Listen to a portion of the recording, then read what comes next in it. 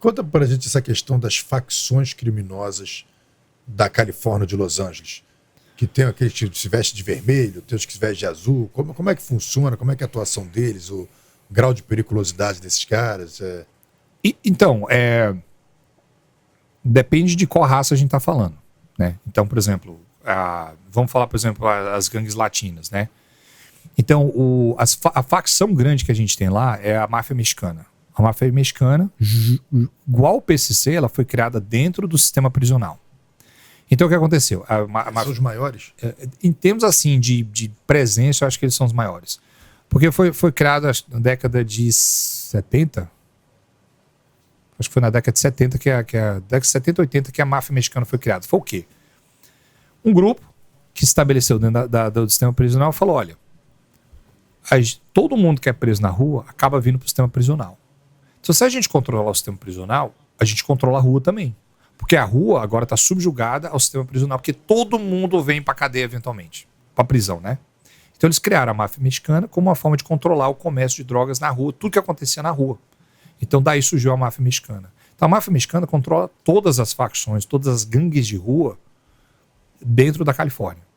Porque ela controla os presídios, né? Pelo menos a representatividade que tem no que diz a questão dos membros que são de gangues latinas, né? Uhum.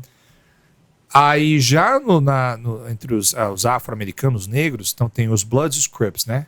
Que historicamente são duas gangues rivais, uma de azul, uma de vermelho, né? Só que uma vez que elas entram dentro do âmbito do sistema prisional, elas se colaboram. Porque é questão de força em números. Então você não vê muito essa questão dessa organização a esse nível. A grande questão delas é manter território e venda de drogas, entendeu? E agora que a venda de drogas foi praticamente 100% controlada pela facção, pela máfia mexicana, e agora tá vindo hondurenhos também entrando nessa questão, trabalhando debaixo, né, do guarda-chuva da máfia mexicana, hondurenhos, salvadorenhos fazendo tráfico de drogas na rua. Então tirou o espaço que as gangues negras tinham de controle de drogas. Elas ainda têm um pouquinho, mas não como tinham antes. Então elas diversificaram e agora estão fazendo assalto, entendeu? Caixa forte, assalto à loja, invasão a domicílio, com tomada de refém, coisas que antigamente eles não faziam e agora estão fazendo. Porque perderam o espaço da venda de drogas, entendeu? Já as gangues brancas, ela cai debaixo da chamada Aryan Brotherhood, que seria a fraternidade ariana. Ela controla a venda de drogas, a produção, principalmente de metanfetamina, venda de armas, mas geralmente elas não operam no ambiente urbano. Elas geralmente estão mais afastadas no deserto, no meio do nada. Você vê assim, gangue de motoqueiro, tal. E debaixo dessa estrutura tem gangue de motoqueiro, tem skinhead, tem todos esses subgrupos que juntam, estão debaixo dessa arquitetura da Irmandade Ariana, que é a Aryan Brotherhood, e ela que controla toda essa movimentação e a politicagem relacionada a brancos dentro das cadeias. E ela, assim, apesar de serem opostas, ela trabalha, colabora de uma certa forma na questão da distribuição de drogas dentro das cadeias com a máfia mexicana. Entendeu?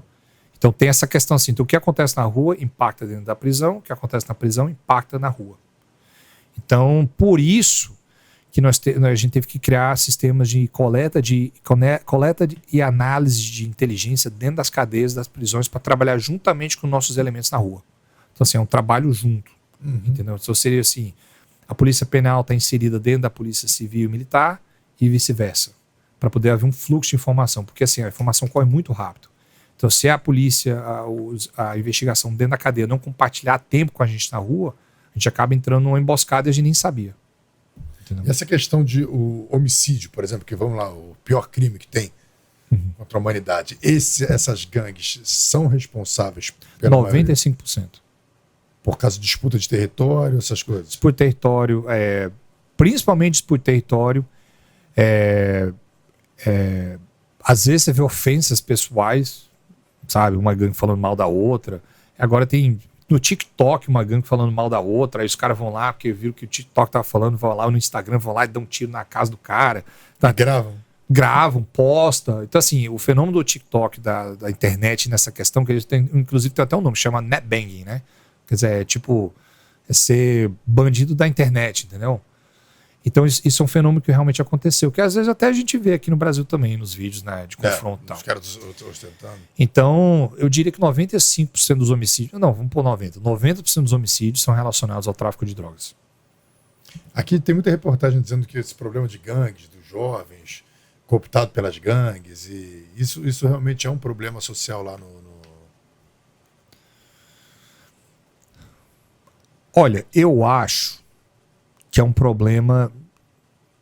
Porque a cooptação acontece de duas formas. Ou o cara é cooptado porque a família dele está envolvida, então é uma questão de geração, e a gente vê muito isso. Cara, quinta geração, sexta geração de membro de gangue começou com um avô na década de 50. E agora, assim, de geração em geração, assim, é uma questão de geração. Faz parte da identidade daquela família pertencer àquele grupo organizado, né? Então a gente vê isso. A outra é de moleques que se identificam, querem fazer parte, ou às vezes, sei lá, tem gente que diz que é porque tá no lar com pai ausente, então procura pertencer a algo. Então a opção é entrar numa gangue dessa, porque o ciclo de amizade tá ali, entendeu? E é uma forma de conseguir respeito, conseguir um status, uma questão de criar uma identidade. Então tem todo esse lado também. Eu vejo que acontece esse lado também.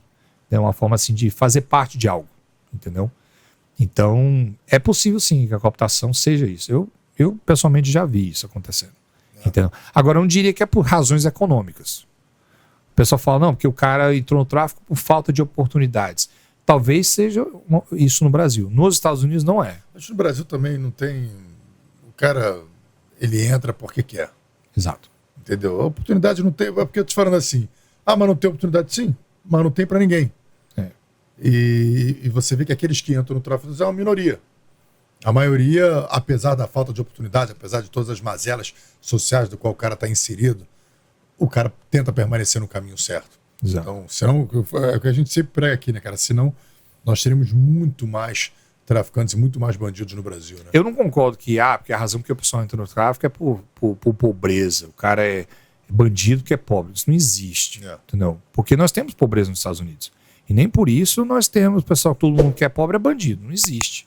Tem muita gente que é rica e vem de uma família até boa, mas por razões, entendeu? Decide, eu quero viver essa vida de bandido, que é sexy, entendeu? Tem todo um appeal, né, do cara ser bandido e tem um monte de menininha que acha, bacana, né? Uma glamorização cinematográfica exatamente. Da vida do marginal, né? Exatamente, tem isso.